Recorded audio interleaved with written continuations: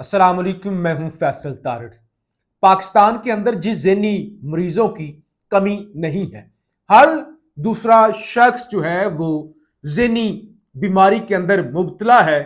और पाकिस्तान के अंदर बदकिस्मती से इसको बीमारी भी नहीं समझा जाता, लोग अपना चेकअप भी नहीं करवाते। लेकिन वो लोग जो दावा करते हैं कि वो साइकेट्रिस्ट है या वो साइकोलॉजिस्ट है, वो लोगों का इलाज करते हैं, जब वो खुद ज़हनी मरीज बन जाएं और उन ज़हनी मरीजों के हाथ में सोशल मीडिया आ जाए या लोग उनको फॉलो करना शुरू कर दें, तो फिर वो ज़हनी मरीज लोगों की इज्जतों का, खानदानी वैल्यूज का, इस्लाम का और पूरे माशरे को भूल कर हर चीज का कबाड़ा निकाल देते हैं।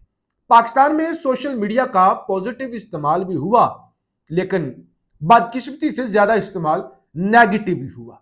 ऐसी ऐसी सौगातें, ऐसे ऐसे कनटुट्टे और ऐसे ऐसे सड़क छाप सोशल मीडिया पे आए, जिन्होंने आके सोशल मीडिया की लोगों की रवायात की धज्जियां बखेर दी।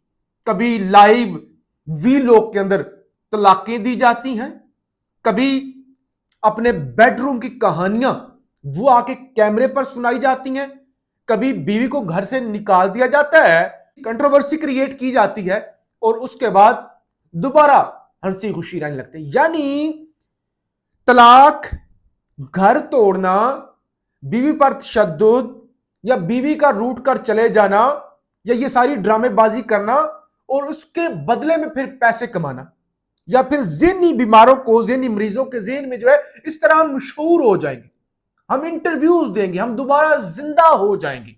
ये इस मुल्क के अंदर अलमिया बन चुका है। आप वो एक अली हैदराबादी साहब है, उनका केस देख ले। वीलॉग के अंदर कह रहे मैं तुम्हें तलाक देता हूं, तलाक देता हूं, तलाक देता हूं। एक और किरदार है रजब भट्ट, आप उनकी मिसाल ले ले। उनका बच्चा हुआ, बीवी को घर से निकाल दिया। अब इधर से साला साहब अलग से वीलॉग कर रहे हैं, मैंने बच्चे का खर्चा चलाना है, मैंने ये करना है, गाइस मुझे सब्सक्राइब करें, गाइस मुझे सब्सक्राइब करें। उधर से अलग से कहानी चल रही है अभी। और इन चीजों को छोड़ दें। ये जो खातून है डॉक्टर नबिया अली खान, पहले तो मुझे कोई लाहौर का बंदा, कोई लाहौर का सहाफी मुझे ये बताए, क्या ये खातून वाकई डॉक्टर है? वाकई इन्होंने पीएचडी की हुई है? वाकई ही इन्होंने मेडिकल पढ़ा हुआ है? नहीं, अंदाजा करें, निकाह से पहले वीडियोस देखें। औरत को बर्दाश्त करना चाहिए, औरत को घर नहीं तोड़ना चाहिए, औरत को जो है औरत ही कसूरवार होती है, औरत ही मर्द के साथ गुजारा नहीं करती। और निकाह के बाद के ड्रामे चौंचले, कभी फिज अली खान के प्रोग्राम में जाकर रोना शुरू कर देना, कभी कुछ कभी कुछ, कभी मेरे शोहर के अपनी भाभी के साथ नाजायज ताल्लुकात है। ये तो यहां पे भाभी सीरीज बनना शुरू हो गई है। फलाना फलाने के सामने कपड़े बदलता है।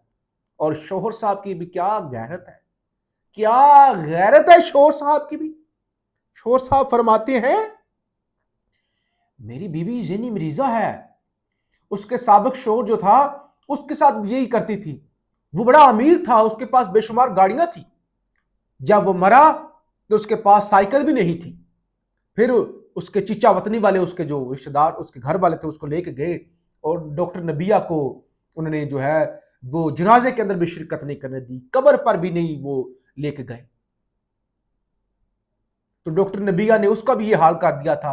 अब मेरे ऊपर भी इसी तरह का ये इल्जामात लगाती है। डॉक्टर नबिया कहते हैं ये व्यूज लेने के लिए इसने मेरे साथ शादी की थी, मैं तो बड़ी खूबसूरत थी जी। चलिए नहीं थी खूबसूरत, खूबसूरत थी, उनका अपना मामला है, मैं कमेंट नहीं उनकी खूबसूरती पर कर रहा, ना कोई उनकी कैरेक्टर असैसिनेशन कर रहा हूं, मैं सिर्फ आपके सामने चीजें रख रहा हूं। ये मेरे हकूक पूरे नहीं कर सकते, ये मुख्तलिफ तरह की बेहुदा गुफ्तगू, बेहुदा तीन गुफ्तगू, सड़क छापों वाली। ये मैंने ये बनाओ संहार किया हुआ है, मैंने ये 2 करोड़ का सेट पहना हुआ है, ये जोड़ा फलाने का है। सस्ते सस्ते ज़हनी मरीज लोग, मैंने सेट पहना हुआ है, मैंने महंगा सेट पहना हुआ है, ये फलाने का है। मौलाना तारक जमील साहब निकाह पढ़वा रहे हैं, फिर अचानक से पता चलता है चंद दिन पहले तलाक हो गई है, खुला کے لیے رجوع کر لیا، کھلا کے لیے اپلائی کر دیا ڈاکٹر نبیہ علی خان نے. پہلے تو کچھ لوگ کہتے ہیں کہ اس کا نام ڈاکٹر نبیہ بھی نہیں ہے، کوئی نام بھی کوئی اور ہے. وہ پارک ویو والی سوسائٹی کا جو ایشو ہوا تھا، کرایہ دار تھی وہاں پہ موصوفہ، کرایہ دار کہا میرا گھر ڈوب گیا، اگلوں نے پکڑ لیا. نوسر بازوں کی تو انتہا ہے نا. اب خبر کیا آئی ہے کہ مولانا طارق جمیل صاحب نے فون کیا، انہوں نے کہا آپ میری بیٹی ہو، میں نے آپ کا نکاح پڑھوایا تھا تو دوبارہ رجوع کر لو. تو اب دوبارہ ہماری صلح ہو رہی ہے. اب دوبارہ وہ ان کے شوہر صاحب وہ بھی فرما رہے ہیں ہاں یہ بڑی قابل ہے، یہ بڑی قابل عورت ہے، یہ بڑی لائق ہے. میرا اختلاف ان دونوں سے نہیں ہے، ٹھیک ہے یہ ذہنی مسائل ہوتے ہیں، یہ ذہنی مسائل ہوتے ہیں اس ملک کے اندر اگنور کیے جاتے ہیں. بھائی یہ کیسے لوگ ہیں؟